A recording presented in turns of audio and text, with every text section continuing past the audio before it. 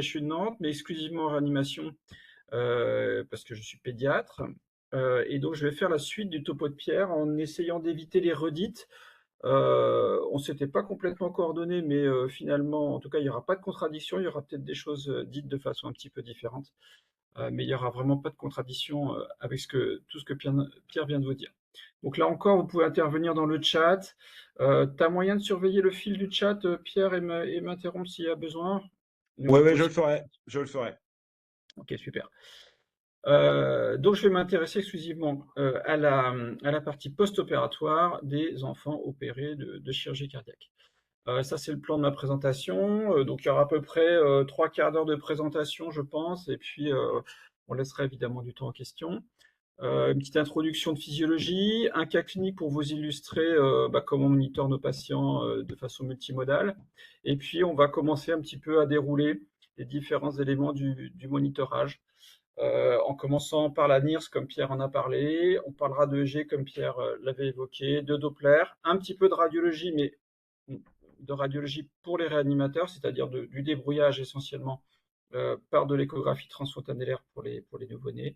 Et puis, on évoquera quelques pistes de recherche avec les biomarqueurs neuronaux et puis également la version autorégulation cérébrale, la version réanimatoire, on va dire, de l'autorégulation cérébrale que Pierre a abordée.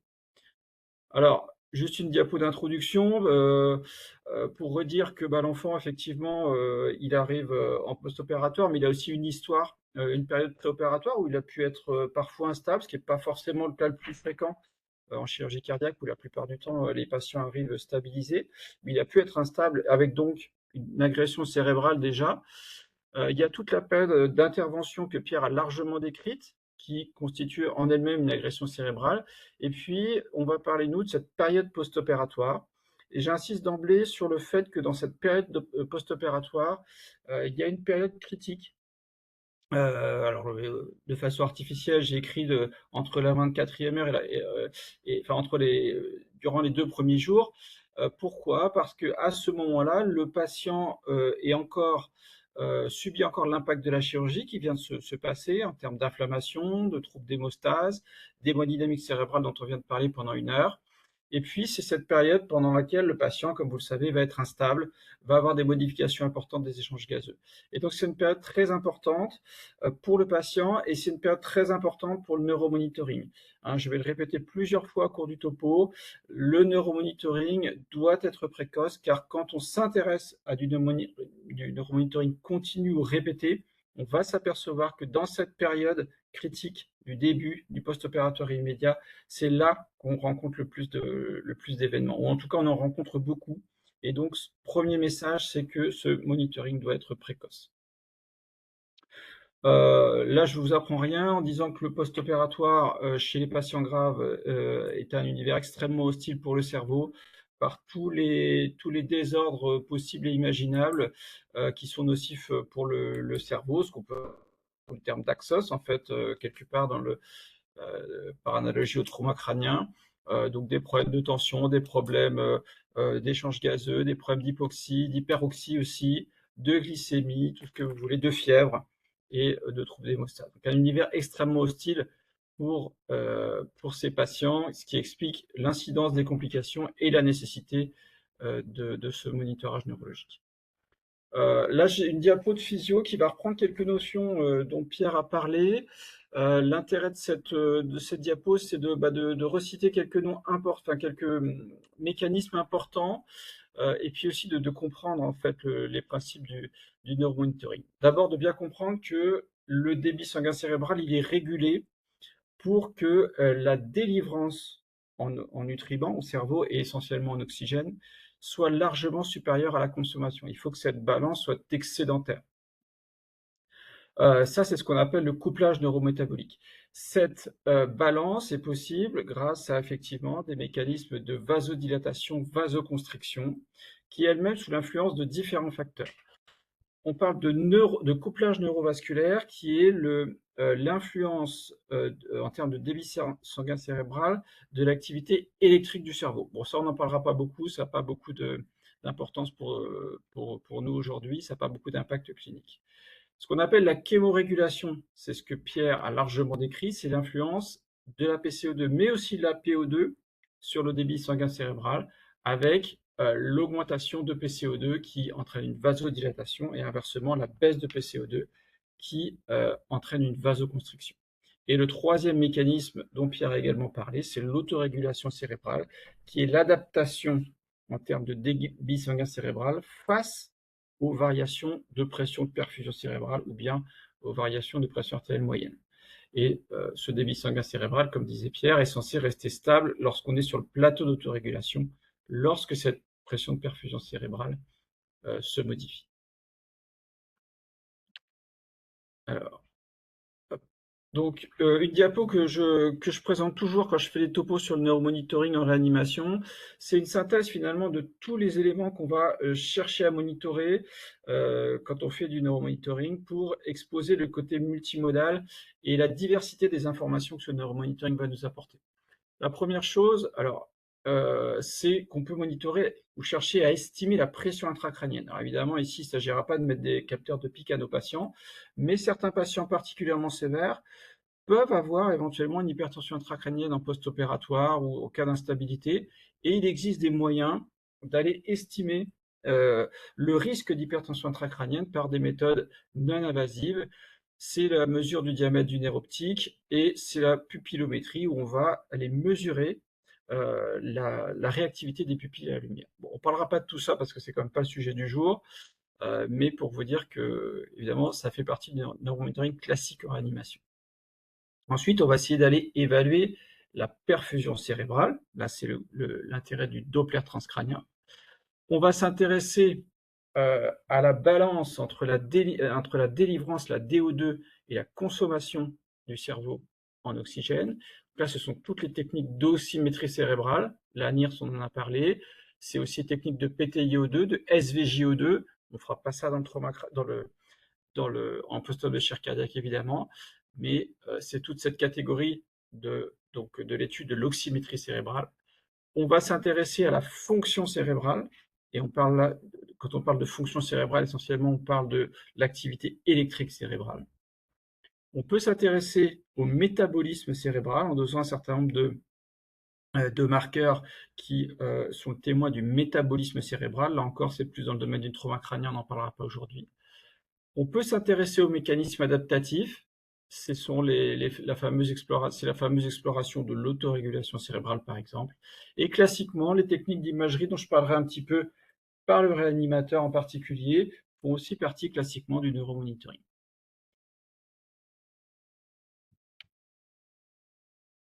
Alors, 3 règles déjà d'emblée, c'est pas très compliqué, mais c'est important de le redire. Comme vous avez compris, ce monitoring doit être absolument multimodal. Il va vous apporter des éléments différents. Chaque dispositif peut être pris en défaut individuellement, et donc tous les éléments de monitoring sont complémentaires. Il doit être multimodal, il doit être continu, hein, pour pouvoir dépister, éviter de rater des événements neurologiques. Et si le dispositif ne nous permet pas un monitorage continu, comme par exemple le Doppler en dehors des systèmes de casque, eh bien, il faudra répéter les éléments, des examens. Et comme je vous l'ai déjà dit, le monitoring devra être précoce, parce que effectivement, un certain nombre d'événements neurologiques surviennent précocement. Quelle question on va poser à ce neuromonitoring? Finalement, c'est important de synthétiser cette question. Finalement, on va lui demander beaucoup de choses. Est-ce que mon patient qui est instable est à risque de complications neurologiques? Donc, est-ce qu'en m'intéressant au neuromonitoring, ça va me permettre de changer, de modifier ma réanimation pour éviter les complications neurologiques? Est-ce que le neuromonitoring peut être utile pour répondre à la question, est-ce que mon patient présente une complication neurologique post-opératoire, un saignement, une ischémie? Et puis, il y a toute la catégorie de la neuropronostication qu'on a déjà abordée dans le topo précédent et dont je vais reparler également. Est-ce que mon dispositif peut m'aider à affiner le pronostic de mon patient? Et la question qui vient derrière, est-ce que ça va pouvoir m'aider à la prise de décision? On verra que c'est quand même globalement pas trop le cas. Alors un petit cas clinique pour illustrer le côté multimodal et puis le côté justement, enfin la notion que certains éléments de neuromonitoring peuvent être pris en défaut et peuvent être rattrapés par les autres. C'est l'histoire d'une petite, donc d'un nourrisson de 8 mois qui avait une chirurgie extrêmement complexe, peu importe la malformation, une chirurgie longue, et donc elle sort sous ECMO, ECMO véno-artérielle centrale. Il y a eu une tentative de sortie à H48 qui s'est soldée par un échec. La patiente saigne pas mal dans les premières heures. Voilà. Elle présente également un CIRS qui nécessite pas mal de remplissage, de vasoconstricteurs, donc de la noradrénaline à forte dose. Vous voyez ici qu'elle est quand même relativement stabilisée quand on regarde l'évolution de son pH. Alors c'est globalement une échelle de temps d'une semaine. Quand on regarde son pH, sa SVO2 et son lactate, elle est relativement stable. Et donc après, donc ça c'est une photo de sa chambre. Pour vous montrer qu'effectivement, pour vous illustrer le côté multimodal, donc vous reconnaissez ici, on va en parler, un électroencéphalogramme d'amplitude, les NIRS dont on a largement parlé, ici un monitorage de l'autorégulation qu'on utilisait à ce moment-là dans le cadre de la recherche, des échographies quotidiennes et des dopplers transcrâniens quotidiens. Alors qu'est-ce qui s'est passé? Donc à J4 post-opératoire, elle présente finalement des signes assez discrets, tellement discrets que c'est les parents, si je me souviens bien, qui nous avaient signalé cette petite asymétrie avec une hémiparésie droite. Elle ne présente pas spécialement de mouvements anormaux. On avait fait des ETF quotidiennes qui étaient normales. Et puis, donc là, je vous ai mis l'évolution du NIRS, j'ai pas les 24 premières heures, mais entre J2 et J5. Je vous rappelle que les signes cliniques apparaissent autour de J4 à type d'hémiparésie droite. Donc vous voyez globalement que quand on regarde, c'est un petit peu ce que disait Pierre, quand on regarde globalement le chiffre de RSO2, dans le cas présent en tout cas, il ne se passe pas grand-chose. L'électrocéphalogramme d'amplitude, je vais redécrire tout à l'heure comment ça, pour ceux qui ne connaissent pas le dispositif, comment ça s'interprète. Bon, globalement, ici à J1, on voit un EG qui est discontinu, mais qui est symétrique. Vous avez les deux hémisphères, la gauche en haut, la droite en bas. Et donc, pas d'asymétrie, même pour ceux qui ne sont pas habitués, on voit qu'il n'y a pas d'asymétrie entre les deux hémisphères. Et puis, J4, vous voyez l'apparition, le tracé de fond c'est un peu modifié, mais surtout on voit l'apparition de convulsions, on va y revenir tout à l'heure, sur l'hémisphère gauche. Donc premier élément, enfin les deux premiers éléments. Troisième élément, c'est les Dopplers transcrâniens. Donc ça, c'est les Dopplers transcrâniens, comme je vous l'ai dit, qu'on fait quotidiennement chez ce patient. J1 post-opératoire. Alors, le patient sous ECMO, interprétation des Dopplers transcrâniens en ECMO, valeur absolue difficile d'interprétation, même si on a des ABAC, c'est que la valeur absolue reste difficile d'interprétation en elle-même. Mais par contre, ce qui est intéressant, c'est de suivre un, la cinétique, et deux, la comparaison interhémisphérique. Donc ici, on est à J1 à droite et ici à gauche. Vous voyez globalement des valeurs relativement similaires, en tout cas pas d'asymétrie évidente entre les deux côtés. Et J4, on voit apparaître une asymétrie essentiellement entre le côté gauche, ou dépend du côté gauche par rapport à la droite. Et donc, avec ces nouveaux éléments qui sont arrivés à J4 de convulsions électriques, on n'avait pas de convulsion clinique, et d'asymétrie du Doppler, on lui fait un scanner qui, alors c'est le scanner réalisé à J5, qui montre en fait des AVC bihémisphériques prédominants sur le côté gauche. Et en plus, c'est un patient qui avait posé, comme je vous l'ai dit, des difficultés chirurgicales. Pardon.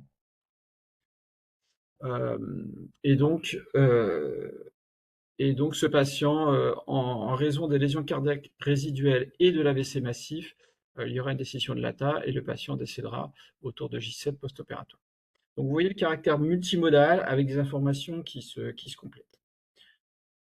On va rentrer maintenant dans le déroulé des différents éléments de monitoring que je vous ai montrés. Alors la NIRS, Pierre en a parlé. Vous avez ici des photos des différents dispositifs qu'on a à notre disposition dans le commerce pour monitorer cette NIRS.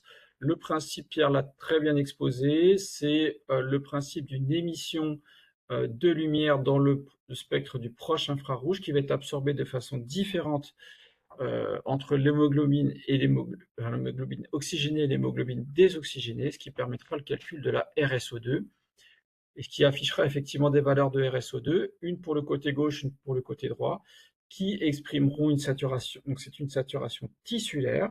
avec un mélange de sang artériel, capillaire et veineux, mais comme l'a dit très justement Pierre, essentiellement du sang veineux.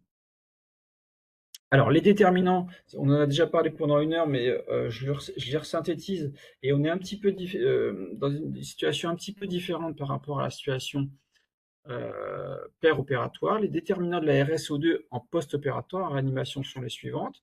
Comme on l'a dit, on explore la balance entre la DO2 et la CMRO2, la consommation en oxygène du cerveau. La délivrance va dépendre du contenu artériel en oxygène, qui est lui-même déterminé par la saturation artérielle et l'hémoglobine du patient, et le débit sanguin cérébral, qui dépendra lui-même du débit cardiaque et aussi des résistances vasculaires cérébrales, et c'est là qu'intervient la chémorégulation dont on parlait au départ et dont on a déjà parlé dans le topo précédent. La consommation a plus d'importance en réanimation qu'elle ne peut en avoir au bloc opératoire. Le niveau de sédation est variable. Le patient peut avoir de la fièvre, il peut éventuellement convulser. Donc c'est des variables qui rentrent dans l'équation un petit peu plus qu'en péropératoire. Et ce qui est surtout très intéressant pour nous réanimateurs quand on monitore de façon continue cette RSO2, c'est que si mon patient est stable, ne saigne pas, si ma PCO2 est stable, que ma consommation est stable, ce qui peut varier dans le temps et ce que moi, en tant que réanimateur, je vais essayer d'optimiser, c'est mon débit cardiaque pour optimiser le débit sanguin cérébral. Hein, c'est vraiment ce sens qu'on utilise beaucoup, la NIRS et donc la RSO2. Alors ça, c'est une petite photo que j'ai prise pour vous. J'étais de garde avant-hier soir. C'est un patient c'était pas de la chirurgie cardiaque, c'est un patient sous ECMO pour une hernie diaphragmatique, qui était anémié, avec un IRS qui était bas, donc une anémie à 8,5 g, un IRS qui était bas autour de 50, et une SVO2 autour de 50%. Et donc j'ai transfusé la patiente, et vous voyez la montée progressive, la réponse de la RSO2. Donc vous voyez ici les déterminants de la RSO2 qui sont bien illustrés, à la fois l'hémoglobine et probablement aussi le débit cardiaque via la volémie, puisque c'était une ECMO véno-veineuse. Donc voilà, une belle illustration des déterminants de la RSO2 qu'on peut corriger au lit du patient. Alors, effectivement, pourquoi on utilise cette RSO2? Parce que les déterminants dont je vous ai parlé, finalement, sont les mêmes que à l'exception des résistances vasculaires cérébrales, les déterminants sont les mêmes que la SCVO2, la saturation veineuse en oxygène mesurée au niveau de l'oreillette droite. C'est ce qui est illustré dans cette étude-là qui a une vingtaine d'années. Ici, vous avez au fil, c'est un patient de chirurgie cardiaque, des patients de chirurgie cardiaque avec différentes périodes pér- et post-opératoires, et vous voyez la variation dans le temps relativement superposable entre la RSE2 et la SVO2. Et quand on fait des recherches de corrélation, vous voyez des corrélations relativement satisfaisantes entre la SVO2 et la RSO2. Ça s'était fait sur une vingtaine de patients donc opérés du cœur. Voilà. Ensuite, quelles sont les facultés, les capacités prédictives de cette RSO2? Alors là, c'est sur l'outcome général du patient, 3 outcomes: durée de réanimation, durée d'hospitalisation, durée de ventilation mécanique. Donc c'est une étude belge de la fin des années 2010, 177 enfants opérés du cœur. Ils ont regardé uniquement, comme je vous disais, la période précoce, post-opératoire immédiate, 24 premières heures, et ils se sont intéressés à la capacité prédictive, en fait, d'une dose de désaturation, c'est-à-dire quelque chose qui combine l'amplitude de la désaturation, l'amplitude de la baisse de RSO2, mais aussi sa durée. Hein. Et donc, en calculant cette dose, ça permet de prédire de façon relativement intéressante, quand on regarde les courbes ROC, la durée de réanimation, la durée d'hospitalisation et aussi la durée de ventilation mécanique. Bon, on ne fera évidemment pas grand-chose de ce genre de choses de lit du patient, mais c'est pour vous montrer qu'effectivement, il y a une association entre les deux, entre la RSO2 initialement et l'outcome général du patient. Est-ce qu'on a ce type de données pour la prédiction de la RSO2 et la prédiction de l'outcome neurologique des patients. Alors oui, on a un certain nombre d'études dans la littérature, je vais vous en montrer quelques-unes. Ça, c'est une belle review, si ça vous intéresse, que je vous cite. Elle est sortie en fin d'année dernière, il y a un mois. Effectivement, elle fait l'état des lieux sur l'ensemble des études qui s'intéressent à l'association entre les variables du NIRS et l'outcome neurologique des patients. Donc, il cite une quinzaine d'études, on retrouve une quinzaine d'études dans la littérature qui décrivent en effet cette association entre différentes variables du NIRS en fonction des études. Alors, on peut avoir la valeur moyenne sur une durée, 24 premières heures, 48 premières heures, 3 premiers jours, etc. Des doses de désaturation, comme je viens de vous montrer tout à l'heure, ou bien, comme disait Pierre tout à l'heure, une diminution par rapport à une valeur basale. Diminution, par exemple, de 20% de la RSO2 par rapport à une valeur basale. Et donc, on va regarder l'association de ces variables-là avec des variables d'outcome neurologique, qui sont des variables de neurodéveloppement dont on a déjà parlé, mais où ça peut être aussi des variables, des scores radiologiques sur IRM notamment. Donc, je ne rentre pas dans le détail, je vais vous citer une étude ou deux, mais sachez qu'il y a quand même une littérature relativement fournie sur ce sujet. On parle spécifiquement ici de post-op de chirurgie cardiaque pédiatrique. Alors, une petite étude qui illustre ce que je viens de vous dire, c'est une étude belge, là aussi, qui est sortie au début des années 2020, 87 enfants. Encore une fois, ils s'intéressent au NIRS ultra précoce et le critère de jugement, pour le coup, c'est le QI à 2 ans. On a parlé tout à l'heure de l'outcome à 2 ans, donc là, vous voyez, c'est une illustration. QI à 2 ans. Ils utilisent un modèle statistique bayésien qui est assez compliqué, peu importe, c'est pas le sujet. Et donc, qu'est-ce qu'ils ont utilisé comme variable de RSO2? Eh bien, ils ont utilisé la dose de désaturation. Donc, vous voyez ici deux patients. Ils ont considéré que la RSO2 limite, le cutoff, c'était 65%. Ici, vous voyez deux patients, un patient A qui est toujours au-delà de 65%, et un patient B qui varie, mais qui est globalement en dessous de 65%. Et la dose, c'est toute cette partie grise. Donc, comme je vous disais, qui combine un effet temps et un effet amplitude de désaturation. Hein, donc, on retrouve assez fréquemment cette notion de dose par rapport à un élément. Et donc, cette étude montrait une association entre cette dose de désaturation et l'outcome, donc le QI à 2 ans de ces patients. Je ne rentre pas dans le détail, c'est un petit peu compliqué d'un point de vue statistique et méthodologique, mais c'était pour vous montrer un petit peu comment on peut utiliser cette RSO2 pour rechercher son association avec l'outcome des patients. Alors, en résumé, pour cette partie NIRS, puis après on va passer à la suite. Le gros avantage, c'est qu'il est non invasif, c'est un monitorage continu, facile à mettre en œuvre. La plupart du temps, en fait, comme disait Pierre juste avant, il est utile, il est mis en place au bloc opératoire, donc nous, on le continue en post-opératoire, la plupart du temps. Les limites qui ont déjà été évoquées, une résolution spatiale limitée. Alors, ce problème est moindre chez le nouveau-né, parce qu'évidemment, on explore la zone frontale, et donc, proportionnellement, elle va prendre plus d'importance chez le nouveau-né qui a un petit cerveau. Les problèmes éventuellement d'interférence avec la boîte crânienne, on en a parlé, l'œdème, problème de couleur de peau, etc. Voilà. Mais c'est un outil de neuromonitoring qui est très, très, très utilisé.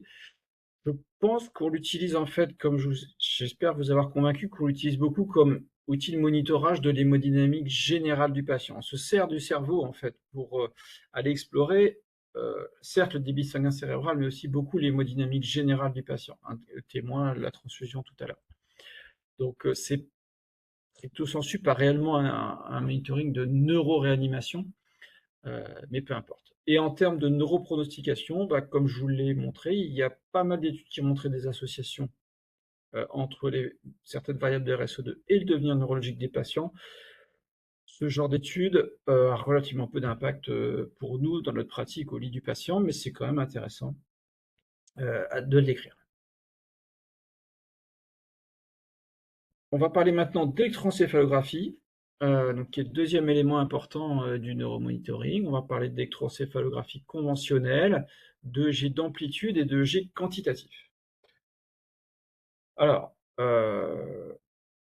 les notions sont les mêmes pour l'ensemble de ces techniques d'EEG. La première chose, c'est que le EEG peut être soit intermittent, soit continu, et nous délivre, dans tous les cas, deux types d'informations. Le dépistage des crises, des convulsions infracliniques, puisque les convulsions cliniques, on les voit, et l'analyse du tracé de fond, à la fois en richesse, et puis également, comme on peut explorer les deux hémisphères, pour rechercher donc des asymétries.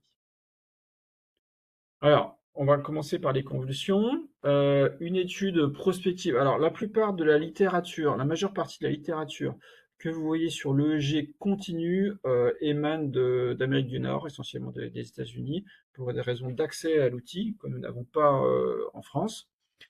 On va y revenir. Et donc ça, c'est une étude effectivement nord-américaine, une étude prospective, 18 mois, 160 nouveau-nés. Ils ont monitoré précocement, de façon continue et systématique tous leurs nouveau-nés. Et ça nous apporte des premières données d'incidence, de prévalence. Une petite dizaine de pourcents des patients présentent, donc ce sont uniquement des nouveau-nés, hein, présentent des convulsions infracliniques. Et là encore, on retrouve la notion de précocité des événements avec un délai médian de survenue des convulsions avant la 24e heure.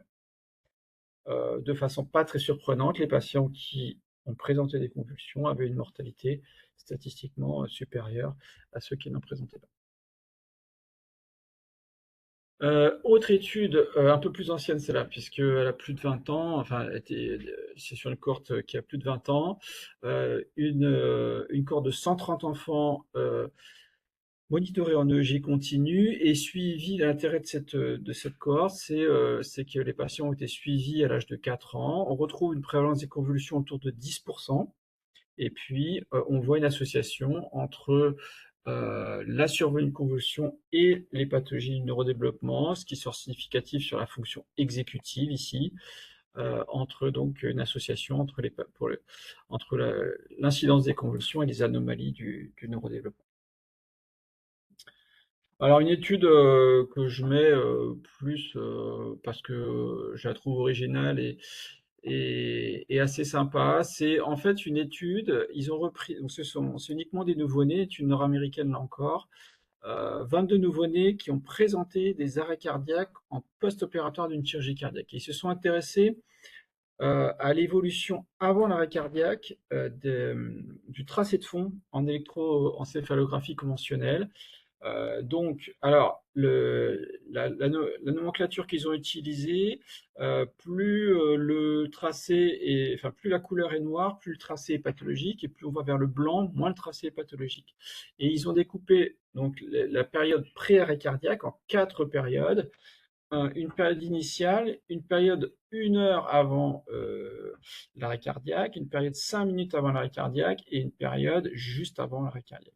Et donc on s'aperçoit qu'effectivement, dans les minutes qui ont précédé l'arrêt cardiaque, eh bien, on voit l'électroencéphalogramme qui se dégrade progressivement. Et on le voit chez ce patient, l'arrêt cardiaque est repéré ici par la flèche rouge. On voit progressivement l'appauvrissement de l'électroencéphalogramme A, B, C, D, et puis au cours de D, il fait son arrêt cardiaque. Bon, évidemment, on ne va pas se servir de l'EEG pour prédire l'arrêt cardiaque, je pense qu'on a d'autres moyens de le faire, mais ce qui est intéressant, c'est que ça montre quand même l'impact de l'hémodynamique sur, enfin l'association entre l'hémodynamique et l'électrophysiologie du patient. Pour nous qui faisons beaucoup de neuromonitoring, je trouve qu'en termes de physiologie, c'est plutôt joli à montrer. Alors, autre étude, là encore nord-américaine, c'est pas stricto sensu que du post-op de chirurgie cardiaque. Je présente cette étude parce que elle est intéressante d'un point de vue méthodologique. C'est des patients sous ECMO. Il n'y a pas que de la chirurgie cardiaque, mais il y a une forte proportion de chirurgie cardiaque. Donc c'est 200 malades, à peu près la moitié de nouveau-nés, étude monocentrique nord-américaine Boston, où là encore ils ont monitoré précocement cette cohorte de 200 patients. Et encore une fois, ce qui est intéressant, c'est que ils ont bien décrit la nomenclature du tracé de fond pour la période néonatale et puis pour les plus grands enfants. Et ils ont décrit ce qu'ils appellent un tracé de fond sévèrement altéré, ce qui correspond à des descriptions à la fois pour des nouveau-nés et à la fois des enfants.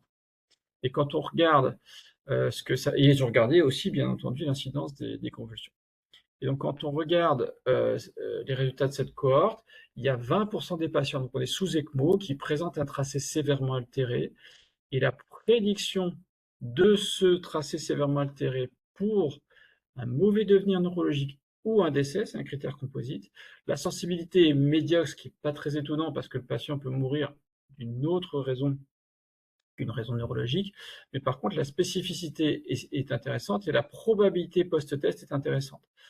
Pour prédire donc le mauvais devenir neurologique ou le décès, si votre patient, ça veut dire si votre patient présente un tracé sévèrement altéré, il a une probabilité de décès, de mauvais devenir neurologique ou de décès de 87%, alors qu'il avait une probabilité de départ de 47%.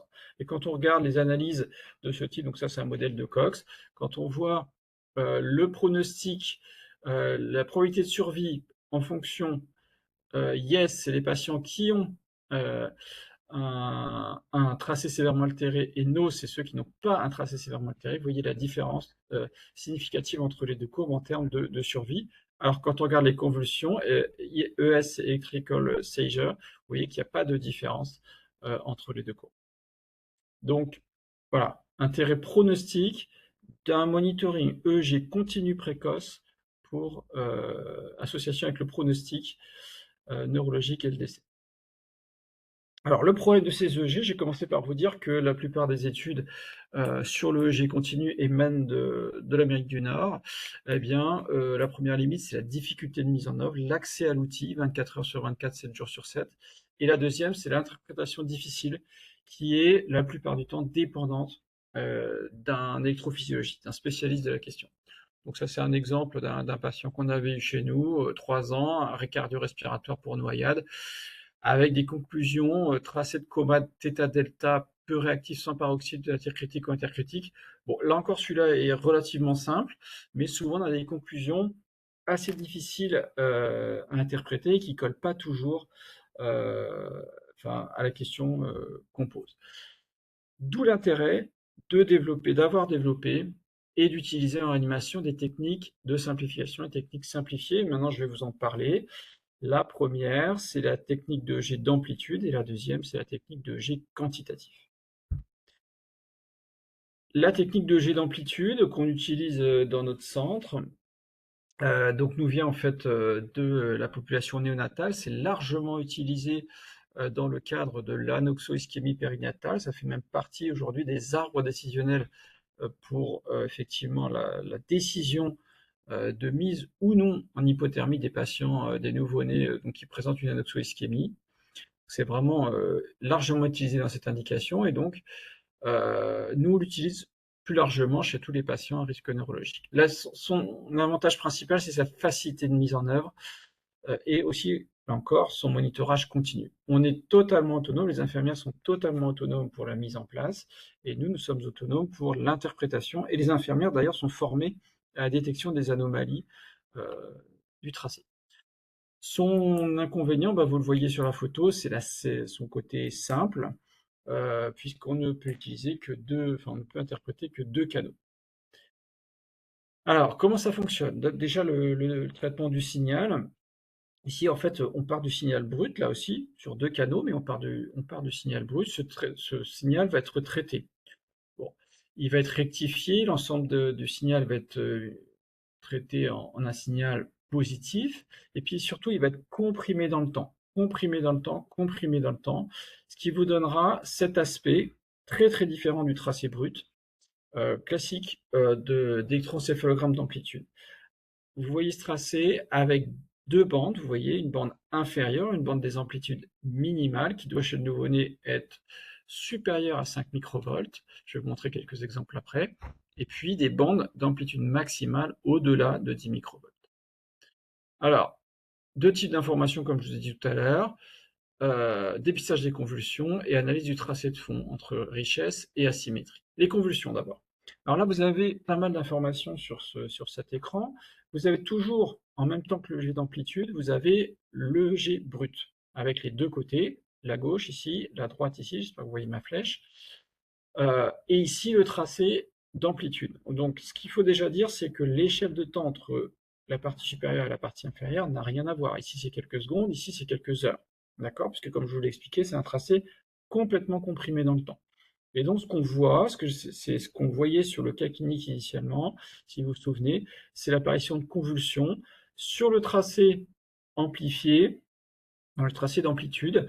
on voit effectivement cette augmentation brutale du voltage qui signe effectivement ces convulsions. Et quand on zoome sur cette partie au niveau du tracé brut, on peut voir cet aspect très répétitif qui ressemble un petit peu à un ECG, qui pour nous signe des convulsions. Alors d'autres exemples, ici c'est un exemple que j'ai tiré d'un papier récent.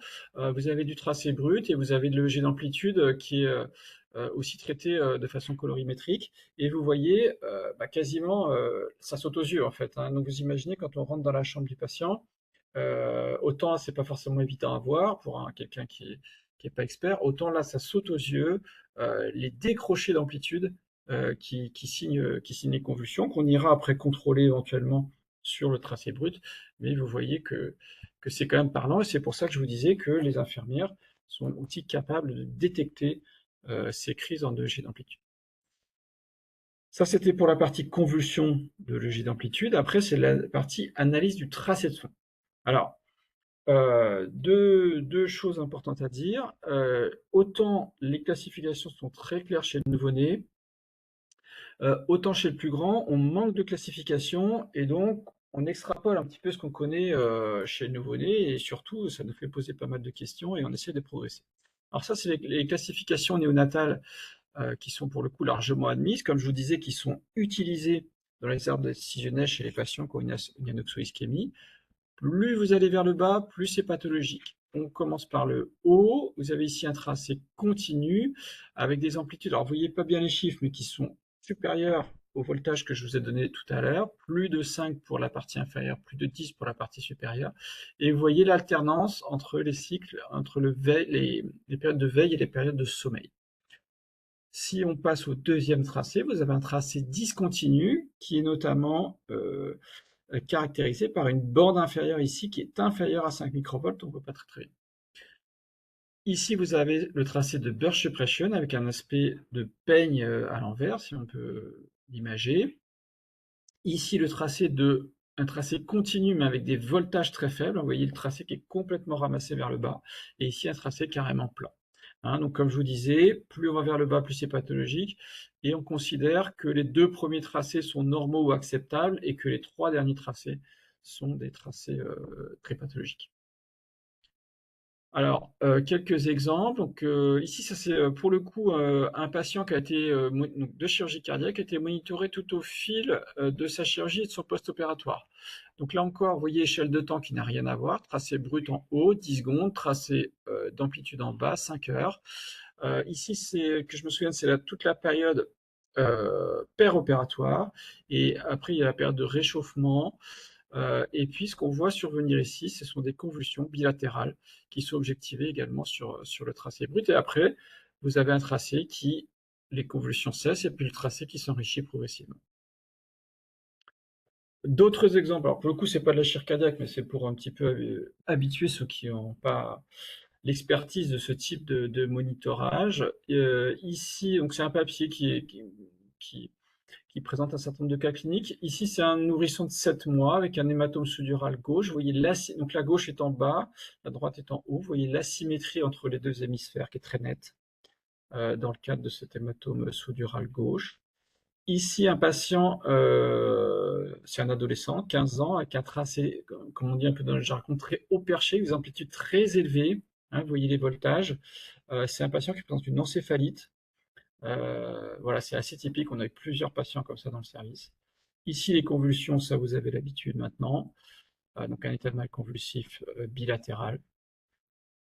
Ici, là encore, c'est l'impact de l'hémodynamique sur l'électrophysiologie, avec un patient d'1 mois qui arrive en choc septique, avec un tracé qui est discontinu et qui va s'enrichir après normalisation de l'hémodynamique. Donc là, vous voyez l'association entre électrophysiologie et hémodynamique, c'est quand même plutôt sympa quand on s'intéresse à la physiologie. Une intoxication au benzodiazépine, au midazolam, donc tracé de départ, hein, vous voyez, très discontinu, qui va se normaliser avec la réapparition des rythmes veille-sommeil ici.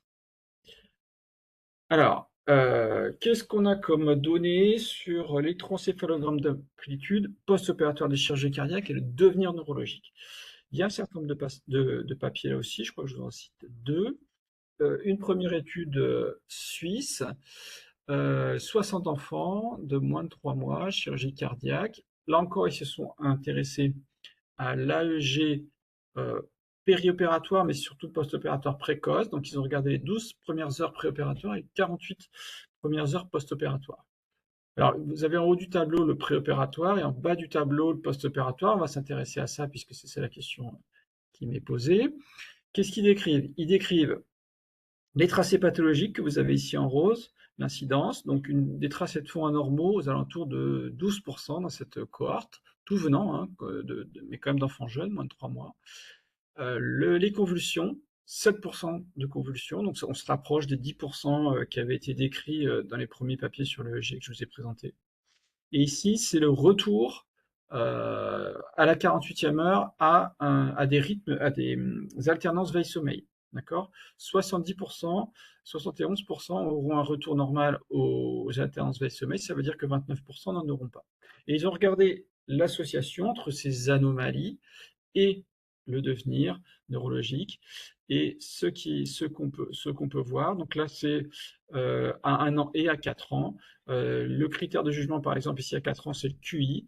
Hein, et on voit que les patients qui ont un tracé pathologique et ceux qui n'ont pas eu de retour à 48 heures d'un rythme d'une alternance veille-sommeil, ceux-là auront un QI inférieur par rapport aux autres. Donc voilà un autre exemple de l'association entre monitorage précoce et devenir à long terme chez les patients post-opératoires de chirurgie cardiaque. Autre étude, à la fois australienne et néo-zélandaise, ça vous permet de réviser un petit peu la différence entre les deux drapeaux, qui est relativement infime. Là encore, des patients jeunes, des nouveau-nés, 150 nouveau-nés, et ils se sont intéressés à l'association du tracé AEG avec le devenir à 2 ans. Alors là aussi, ils avaient regardé toute la période préopératoire, péropératoire et post-opératoire. En vert, c'est les tracés continus, en jaune, c'est discontinu, et les tracés rouges, c'est les tracés carrément suppression burst. Et là encore, ils ont regardé la récupération précoce de l'EEG à 48 heures et ils ont comparé différentes variables de neurodéveloppement avec une différence significative entre les patients qui avaient récupéré un EEG normal à 48 heures et ceux qui n'avaient pas récupéré un EEG normal à 48 heures sur l'ensemble des variables de neurodéveloppement. Ok pour l'EEG d'amplitude, on pourra y revenir, c'est souvent un sujet qui fait pas mal discuter parce que tous les centres ne l'utilisent pas. Nous, c'est quelque chose qu'on utilise beaucoup en lien avec le fait qu'on ait une réanimation polyvalente très proche d'une réanimation néonatale. On travaille beaucoup avec eux et c'est comme ça qu'on s'est mis à l'utiliser. Aux techniques de simplification ou d'aide en tout cas à l'interprétation de l'électroencéphalogramme, c'est le EEG quantitatif. Alors, si ça vous intéresse, il y a une belle revue qui est sortie l'année dernière dans la revue MIR. Alors, c'est pas de la pédiatrie, c'est pas de la chirurgie cardiaque, mais ça explique très très bien les différents éléments de l'EEG quantitatif. Il y a aussi toute une partie sur les potentiels évoqués. C'est quoi l'EEG quantitatif? C'est une méthode automatisée pour aider le clinicien où on va quantifier le signal EEG par opposition à l'analyse qualitative par lecture visuelle de l'observateur, qui est la plupart du temps, comme je disais, un électrophysiologiste. Donc là, on parle d'un EEG classique, un EEG conventionnel, mais d'une aide à l'interprétation par la quantification. Donc, on va quantifier tout un tas de choses que je ne suis pas capable de vous expliquer. En pratique, ce qu'il faut retenir, c'est que c'est un outil d'automatisation essentiellement utilisé dans la détection des crises via la quantification du signal électrique. Voilà. Je n'ai pas de données spécifiques en chirurgie cardiaque pédiatrique, mais je voulais vous montrer cette diapo parce qu'on en entend de plus en plus parler. Et vraiment, ces techniques de simplification et d'aide à l'interprétation se développent en réanimation, pas spécifiquement dans le domaine de la chirurgie cardiaque, comme vous l'avez compris, mais c'est important pour nos réanimateurs. Je vais passer au troisième élément important du monitorage, après l'oxymétrie, après l'électrophysiologie, on va parler du Doppler transcrânien. Bon, vous allez être vite déçus parce qu'on a très peu de données spécifiques liées à la chirurgie cardiaque. Néanmoins, on est obligé dans un topo de neuromonitoring de parler de Doppler transcrânien parce qu'on va s'intéresser, c'est un petit peu le Graal pour un réanimateur, c'est d'essayer d'aller analyser la perfusion cérébrale. Donc vous savez, je pense tous que ce qu'est un Doppler transcranien, on va aller donc faire du Doppler sur artère cérébrale moyenne avec différentes mesures, des vélocités systoliques, moyennes et diastoliques, et le calcul d'index qui va nous permettre l'estimation du débit sanguin cérébral et plus exactement de prédire la survenue d'une HTIC chez mon patient. Alors différentes illustrations. Ici, un Doppler transcranien normal. Ici, des valeurs des vélocités télédiastoliques qui ont baissé par rapport à là. Et ici, carrément, un reverse flow au niveau de la diastole. Bon, je passe rapidement parce que c'est pas spécifique. Je pense que la plupart d'entre vous connaissent bien. Je suis obligé d'en parler quand même. Une diapo qui est importante si vous ne connaissez pas ces études-là. On a à notre disposition maintenant en pédiatrie un certain nombre de référentiels pour donner les valeurs entre guillemets normales. Ici, ce sont les valeurs décrites chez l'ensemble des enfants, donc tout un panel d'enfants avec différentes classes d'âge, sur les différents paramètres, les différents types de vélocité, les index de pulsatilité, etc., en fonction de l'âge. Ce qui nous permet de décrire les valeurs normales. Ce sont des patients qui sont intubés, sédatés, mais qui n'ont pas de lésions neurologiques. Ça permet de servir de référence. Ce qu'on voit essentiellement, c'est que attention à l'interprétation des Doppler transcrâniens chez très jeunes enfants. On a de façon entre guillemets normale, chez le moins de 3 mois, des valeurs de vélocité télédiastolique inférieures à 20. Donc on est en dessous du seuil d'intervention quand même, qui est de 25 en général dans le trauma crânien, par exemple, en pédiatrie comme chez l'adulte. Donc attention aux valeurs quand même chez les patients jeunes. Et pareil pour l'index de pulsatilité, on va dire la moyenne, je ne sais plus si c'est des moyennes ou des médianes, autour de 1,50. Donc là encore, on est au-delà du seuil considéré comme pathologique et qui nous ferait intervenir chez un patient traumatisé crânien, par exemple. Donc un warning quand même chez les plus jeunes enfants. On a ce type de tableau, je ne l'ai pas mis ici, mais on a également ce type de tableau chez les patients sous ECMO pour s'y référer. Mon cas clinique au départ, vous vous souvenez, c'était un patient sous ECMO. Donc on a quand même des valeurs pour se référer chez le patient sous ECMO, même si l'interprétation des valeurs absolues est difficile dans ce contexte. Bon, je vais m'arrêter là sur le Doppler avec cette diapo de synthèse pour vous dire que j'ai encore refait un petit tour de biblio tout à l'heure. Je n'ai pas trouvé littérature spécifique, ce qui est assez logique. D'ailleurs, en fait, il n'y a pas lieu tellement de différencier la chirurgie cardiaque par rapport aux autres patients sévères à risque de lésion neurologique. Ça peut être intéressant pour évaluer le retentissement d'une complication ischémo-hémorragique post-opératoire. Ça peut être intéressant dans le cadre de l'ECMO, même si l'interprétation, comme je l'ai dit, est difficile dans ce cadre.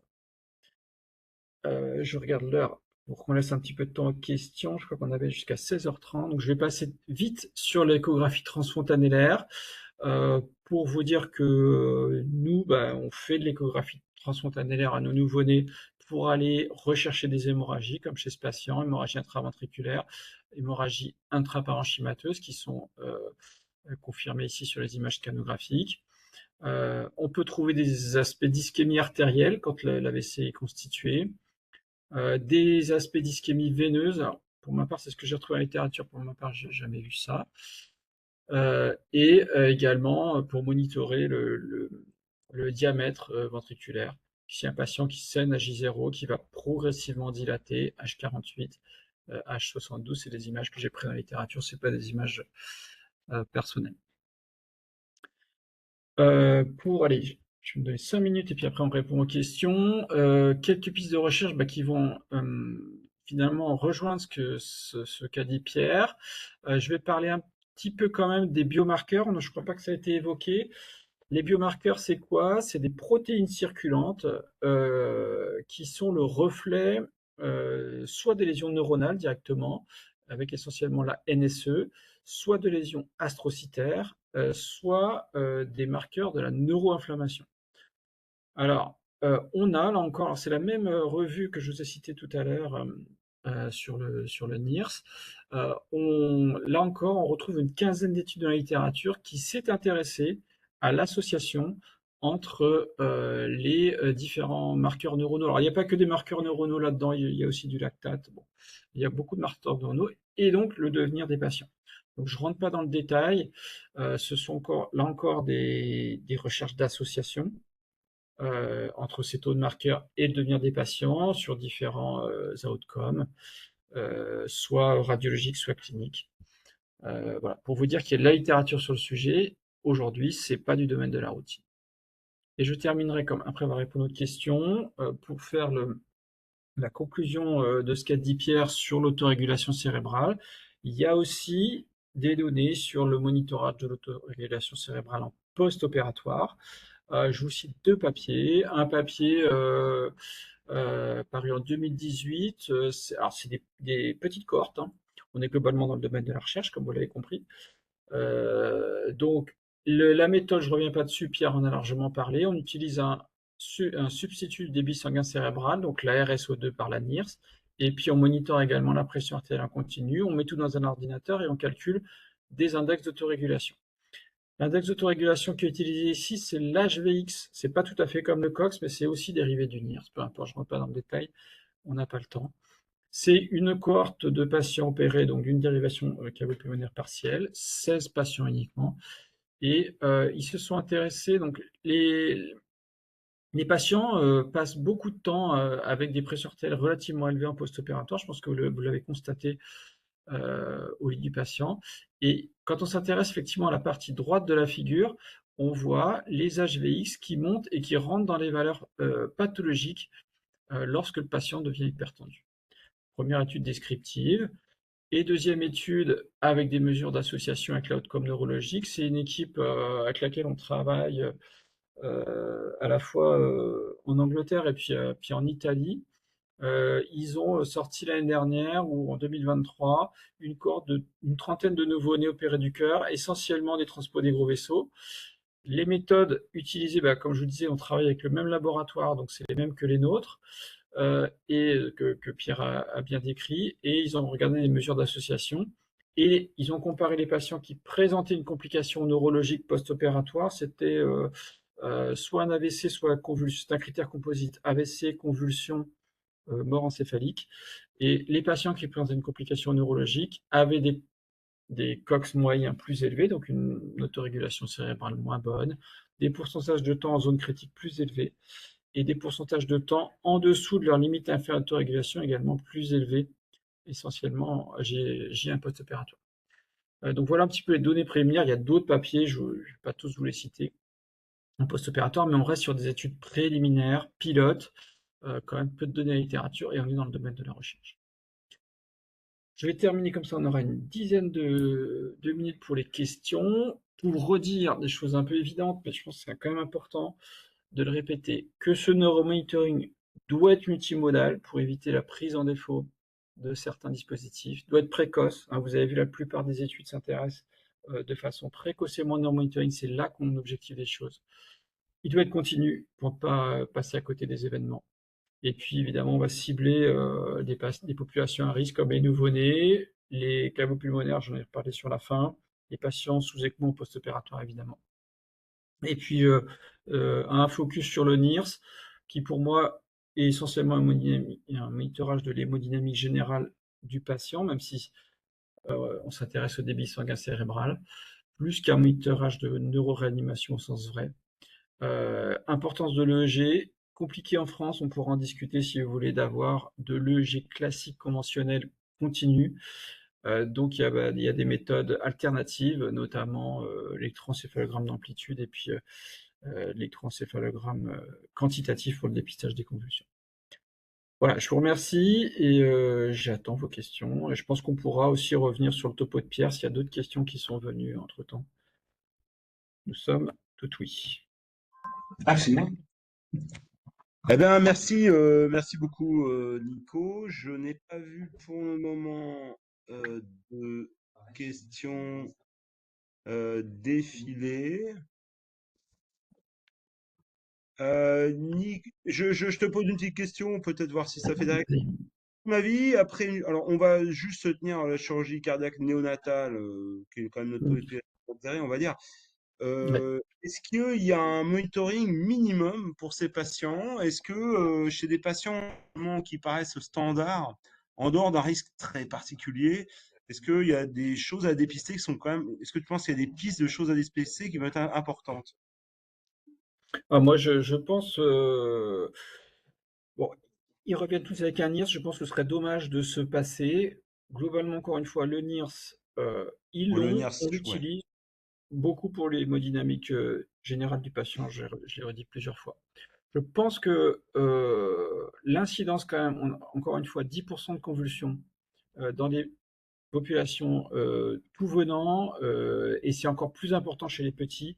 Je pense que se passer d'un monitorage électrique, c'est quand même dommage si on a la possibilité de faire. On a aujourd'hui quand même des moyens à notre disposition mais je sais que tu travailles beaucoup sur le sujet. On va encore progresser, mais on a déjà des moyens à notre disposition pour dépister notamment les crises. Donc je dirais quand même que dans la population néonatale, ce serait dommage de se passer d'un monitorage d'électrophysiologie. Même si on a encore beaucoup de choses à apprendre, compte tenu de l'incidence des complications, ce serait vraiment dommage. Ouais, ça me rappelle un petit patient qu'on a eu récemment, et c'est dommage, je pense que maintenant, mais pour ceux qui redoubleront le DU en 2026, Hum. je le mettrai l'année prochaine, mais on a eu un petit cas, Nico, je sais pas si tu étais là ou pas, mais il y a quelques mois, et donc problématique de NIRS opératoire, comme on a souvent, donc Ouais. réflexion, algorithme, etc. Et des NIRS bas, effectivement, qui remontent à l'issue de la CEC. Et donc, je me rappelle avoir discuté aux transmissions, on a mis un monitoring, on a eu des convulsions infracliniques pour ce malade. Et alors, crois que je sais plus si ça a été traité ou pas, imagerie normale. Et on a revu cette malade au KT il y a quelques semaines, c'est pour ça que je me suis rappelé du cas.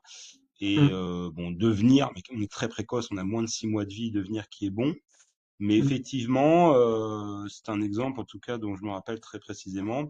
C'est vrai que sinon, bon, on peut pas dire on a moins de convulsions quand même en post-opératoire que ce qui est décrit dans la littérature, et ça revient au raisonnement des dernières questions, on a moins de convulsions que ce qui était décrit en hypothermie profonde en arrêt circulatoire, quand même. Ouais. Mais on a des choses.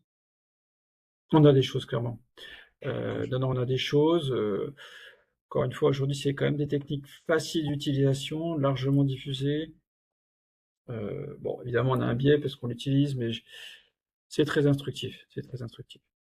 Et puis, Et en ouais. dehors de ça, ce qui se rapproche, mais bon, ce qui est plus évident et qui reste assez peu diffusé, par contre, et qui concerne le DU quand même, c'est l'ECMO. Ouais.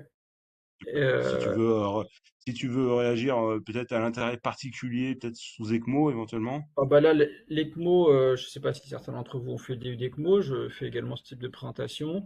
Il y a plus de données, on retrouve des données sur l'ensemble des monitorings, pour le coup des données sur le Doppler transcranien, même si on ne sait pas encore bien l'utiliser et pas encore bien l'intérêt au lit du malade. Pardon, excusez-moi. Mais là, clairement, ECMO, on est sur des patients à très haut risque neurologique, hein, des incidences à la fois de convulsions, je vous ai montré tout à l'heure une étude sur les tracés de fond pathologiques avec des incidences au-delà de 20%, avec de la corrélation avec de l'outcome. Euh, Clairement, c'est des patients qu'il faut monitorer de façon multimodale. Ça nous fait énormément réfléchir aussi. C'est c'est des outils qui, certes, sont importants pour le patient, mais pour nous aussi, hein, on se rapproche quand on fait du neuromonitoring multimodal, on explore en fait toutes les valences de la physiologie cérébrale, quoi. Là, comme je vous disais tout à l'heure, c'est pour ça que c'était important pour moi de commencer par ça, la perfusion, l'activité, ouais, l'activité, l'oxygénation, on va vraiment sur l'ensemble des valences et ça nous fait maturer. Donc c'est important pour le patient de façon individuelle, mais aussi, je pense, pour la compréhension, ouais, pour pour l'analyse de la Une physiologie. question pour Ouais, toi, j'ai vu, ouais. Nicolas, de Simon Buellens. Oui. Est-ce qu'il existe des données en situation de choc cardiaque sur l'apparition de convulsions périopératoires en fonction de la méthode d'entretien de l'anesthésie et peut-être au sevrage des drogues aussi à ce moment-là? Alors toi, je sais pas si tu as des notions en opératoire. Moi, je connais pas bien cette littérature-là. Bah, Aujourd'hui, ouais, vas-y. on a une expertise sur le monitoring continu en réanimation, bon, en chirurgie cardiaque ou pas, que tu connais aussi là. On peut dire que l'infusion continue des drogues aux posologies usuelles en réanimation ne modifie pas ou peu la valeur pronostique de l'EEG d'amplitude ou des EEG quantitatifs. Oui, Ça, on peut le dire. On voit aussi assez fréquemment, à l'occasion de bolus, de sédation procédurale en réanimation, une dépression du tracé, et chez un malade avec une fonction cérébrale normale, une normalisation quasiment immédiate du tracé après un bolus de kétamine. Alors, la kétamine, c'est un peu particulier, mais ça donne une dépression, de midazolam ou de propofol en réanimation. Le Sévoran, on n'a pas d'expérience parce qu'on fait pas beaucoup de Sévo quand même en réanimation. Donc moi, j'ai pas d'idée là de tracer sous Sévo et on n'en fait pas au bloc. Enfin, vraiment, c'est quelques équipes de recherche. Voilà ce qu'on peut dire. Euh, il y a tout un champ hein, de travail effectivement sur drogue, sédation et trucs. Mais par rapport à l'EEG standard et les neurophysiologistes qui nous rendent des EEG assez fréquemment sous réserve d'un contrôle à l'arrêt de la sédation, nous ce qu'on peut dire c'est que les études qui existent en réanimation tiennent compte de facto des sédations qui sont pratiquées, puisque les malades sont enregistrés en général sous sédation. Et donc ces études, elles sont valides, et les résultats, notamment en termes de pronostication, et très clairement aussi en termes de détection de crise, sont valides dans le cadre de l'utilisation de la sédation. Je ne sais pas si ça répond à votre question, vous pouvez intervenir aussi au micro, la hein, question était Simon. autour de l'incidence des convulsions en fonction Avec euh, convulsion. des Ouais. sédatifs utilisés. Honnêtement, j'ai pas cette Alors, notion-là, Soumida, Propofol, clairement, c'est des anticonvulsivants assez clairement. puissants. Ouais. Et peut-être que si Simon est anesthésiste, il fait référence au CEVO et aux notions d'agitation au réveil et effectivement de tracés EEG qui sont assez riches dans ces circonstances-là, mais ça n'est pas des convulsions, hein. Ça, je le sais, mais je sais pas si ça répond à la question. Alors, est-ce que vous m'entendez? Oui, Oui, attends, ouais, très ouais.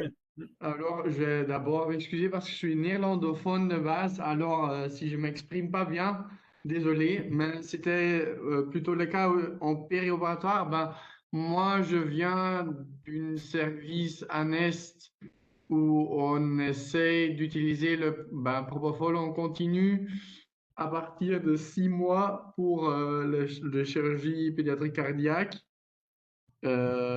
aussi en CEC. Et je me posais la question parce qu'a priori, je dirais oui, le propofol et le midazolam sont des ben, ils sont efficaces anticonvulsants. Alors peut-être périopératoire parce qu'on a vu que à la réchauffement, ben, il y a plusieurs occasions qu'il peut avoir des convulsions qu'on ne voit pas parce qu'on est curarisé ou quelque chose comme ça. Et a priori, je dirais peut-être si on a une sédation qui est maintenue sous sévoflurane en périopératoire, sous CEC et après, peut-être on n'aura plus ces crises de convulsion qu'avec du propofol ou midazolam en continu. Alors moi, ça me choque pas du tout le propofol à partir de 6 mois. À Nantes, on est à partir de 1 an ou 2 ans. Et puis, nous, je vous parlerai demain, si vous voulez, plutôt d'exméthomydine.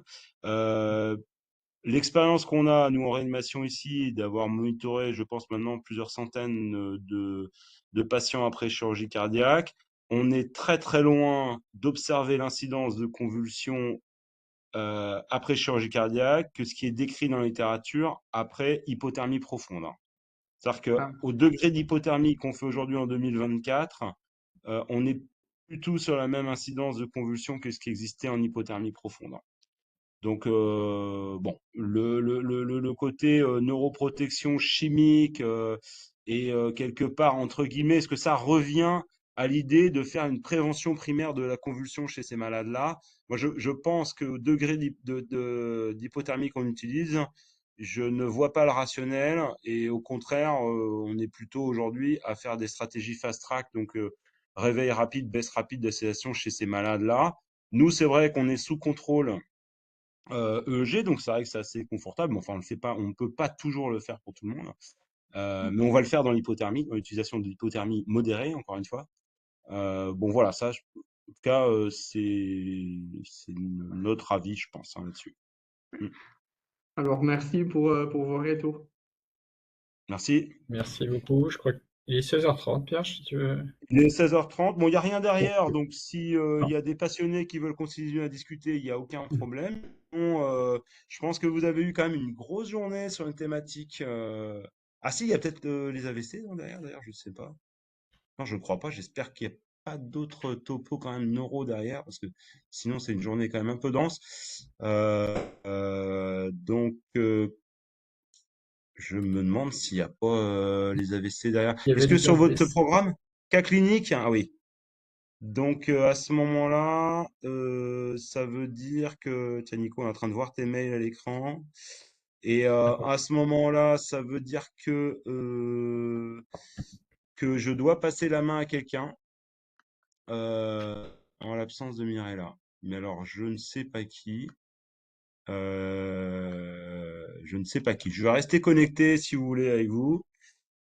Et, euh, T'as retrouvé et le puis programme voilà. ou tu veux que je le sorte? Ah, voilà, Manuel Kosorotov, donc très bien. Donc vous connaissez Manuel Kosorotov ou pas, hein, mais en tout cas c'est une neuropédiatre d'hôpital Necker qui est également d'ailleurs référente parmi d'autres du centre de référence des AVC de l'enfant. Donc c'est quelqu'un qui sait de quoi elle parle.